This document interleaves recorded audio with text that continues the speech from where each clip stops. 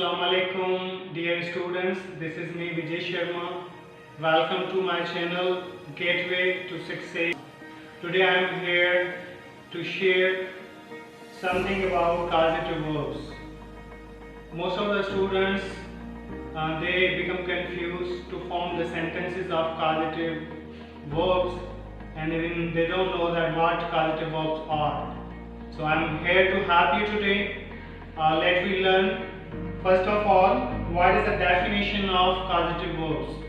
What the causative verbs are? So causative verbs are actually those verbs which cause someone to do something. They become the reason of an action. किसी भी action का कोई सबब बनते हैं जब हम causative verbs यूज करते हैं. Like when we say that मैं हजाम से अपने बाल कटवाता हूँ, तो इसमें क्या है कि मैं जो सब्जेक्ट है वो एक सबब बन रहा है एक एक्शन का. एक्शन कोई और कर रहा है, सब्जेक्ट खुद उसमें एक्शन नहीं कर रहा बल्कि एक्शन कोई और कर रहा है. सब्जेक्ट सिर्फ एक काज बनता है, एक रीजन बनता है. So this is actually causative verbs. In real sense, there are 5 causative verbs: make, get, let, have, and help. But today we will only talk about make and get, the usages of make and get, because they are most common causative verbs. Commonly they are used in the sentences. तो इनका जो sequence होता है, format होता है, what we have to do, first of all there will be subject and then helping verb. Now look, helping verb is conditional. Conditional in the sense that if there would be any tense in which there are helping, like if we talk about present simple tense, there is no helping verb in affirmative sentences. So over there is no need to write any helping verb. There is no need of helping verb. But if there is present continuous, present perfect, and other tenses, of course we need helping verb there. After that, make. The causative verb make, we will look to make first, then action doer or agent, then main verb, first form. Keep in mind, when we talk about the usage of make causative verb, we will put first form of the main verb and then other verbs. So ये एक format होता है, sequence होता है जब भी हम किसी causative verb को यूज करते हैं या कोई ऐसा सेंटेंस जिसमें हम खुद से कोई एक्शन नहीं कर रहे होते या कोई सब्जेक्ट खुद से कोई एक्शन नहीं कर रहा होता. जैसे हम कहते हैं कि वो गरीबों को खाना खिलाते हैं, तो यहाँ पे खाना कौन खिला रहा है और कौन खाना खा कौन रहा है? गरीब खा रहे हैं खाना, और खिला कौन रहा है? वो खिला रहे हैं. तो यहाँ पे वो जो सब्जेक्ट है वो एक रीजन बन रहा है उस एक्शन का.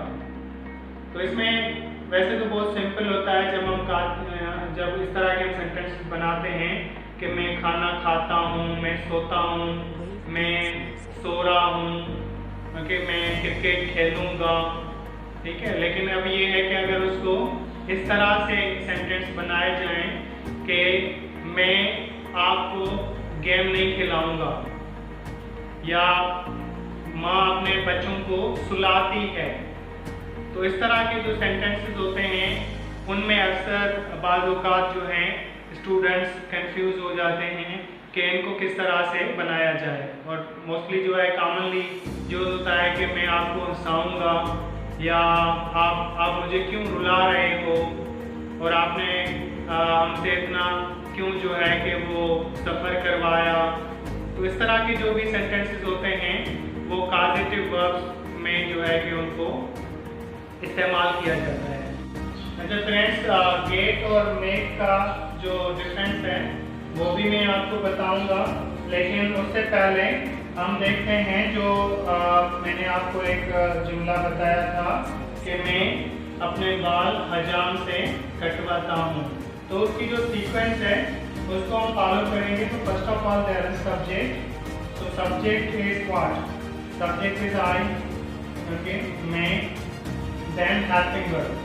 So now look here, there will not be helping verb over here because when we talk about present simple tense, so it's the sentence of present simple tense. मैं हजाम से अपने बाल कटवाता हूँ, present simple tense का जुमला है, तो इसमें कोई helping verb नहीं होगा affirmative में। तो हम make वहाँ पे make ही रखेंगे, जो अपना causative verb है वो हम लगा रहे हैं। Then action doer, action doer कौन है? बाल कौन काट रहा है? हजाम काट रहा है, तो हम action doer रखेंगे the barber।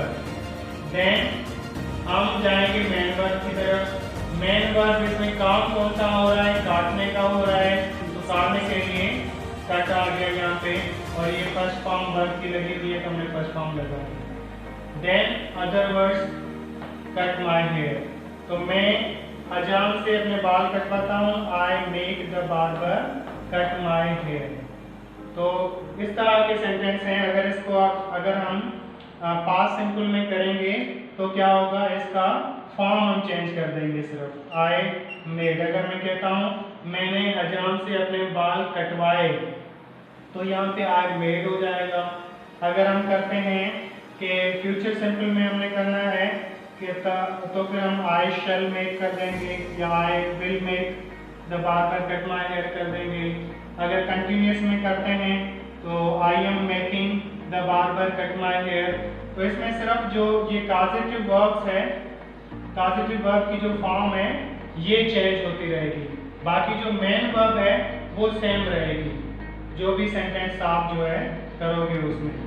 अब आते हैं गेट की तरफ। एक चीज मैं और भी आपको बता दूं, मेक और गेट के हवाले से, हम जब भी मेक यूज करते हैं एज कॉजेटिव वर्ब, तो मेक के लिए ये है कि इसमें जब दो चीजें होती हैं, दो लोग होते हैं, उनमें से एक जो लोग होता है, एक बंदा होता है वो कोई काम करना नहीं चाह रहा, लेकिन जो दूसरा है वो उससे वो काम करवाता है, फिर वो फोर्सिबली करवाए या रिक्वेस्ट करके करवाए, कोई पुशिंग करके करवाए, किसी भी तरह करवाए, लेकिन वो काम उससे करवाता है। तो मेक जहाँ यूज होता है वहाँ पे थोड़ा जो सेंस निकलता है वो फोर्स का सेंस निकलता है।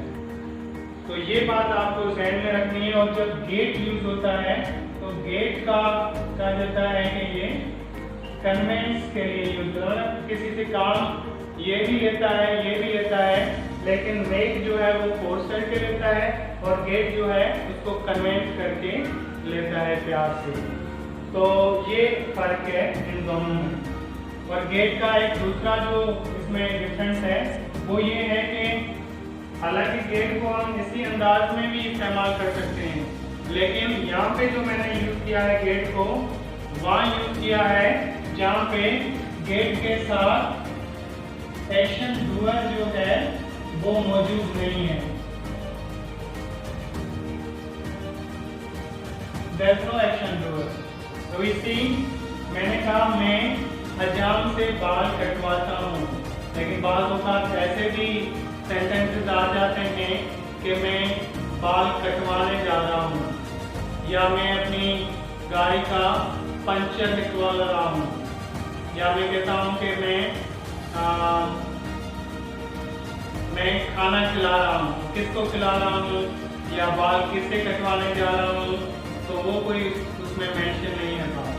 तो एक्शन डूअर जहाँ मौजूद नहीं होता वहाँ पे हम कॉजेटिव वर्ब गेट का यूज करते हैं, और उसका जो फॉर्मेट है, उसकी जो सीक्वेंस है वो इस तरह होती है कि उसमें सब्जेक्ट होता है और plus helping verb. Helping verb भी मैंने कहा था आपको कि जहाँ पे वेयर इट इज नीडेड, जहाँ पे उसकी जरूरत पड़ती है। देन हम पॉजिटिव वर्ब गेट लगाएंगे, देन ऑब्जेक्ट लगाएंगे और देन मेन वर्ब की थर्ड फॉर्म लगाएंगे और then extension of the sentence. So here if you are talking about कि वो अपने कपड़े धुलवाते हैं, तो किससे धुलवाते हैं? It is not mention in the sentence. So look here, first of all they as subject we use. Helping verb, again I say that there is no helping verb because it is a sentence of present simple tense. So they get, then object, their clothes, then main verb wash, and the third form of the wash is washed. They get their clothes washed. तो ये इस तरह से gate का हम use करते हैं. और सेम एज अगर आप इसको पास्ट सिंपल में करोगे तो यहाँ पे गाट आ जाएगा, और अगर इसको फ्यूचर सिंपल में करोगे तो विल गेट आएगा, और कंटिन्यूसली आप अगर प्रेजेंट कंटिन्यूस में करोगे तो I am getting their clothes, they are getting their clothes washed हो जाएगा. और परफेक्ट में करोगे तो परफेक्ट का जो हेल्पिंग वर्ब होता है वो लगेगा. तो ये चीज़ें आपको ज़हन में रखनी है. तो मेरे ख्याल में बहुत ही इजी है. मेक और गेट का इस्तेमाल आप जितना इसको प्रैक्टिस करोगे उतना ज़्यादा आप इसको अच्छी तरह से समझ सकोगे. और उसका इंट्रोगेटिव नेगेटिव भी आप इसी तरह बना सकते हैं जिस तरह आप आमतौर पे जो टेंसेस हैं उनके जो बनाते हैं तो उनके आप इस तरह से बना सकते हैं. मेरे ख्याल में अच्छी तरह से आप समझ गए होंगे पॉजिटिव वर्ब मेक और गेट का इस्तेमाल. और हमारा जो नेक्स्ट वीडियो होगा उस पे मैं चाहूँगा कि I teach you other positive verbs like let, have,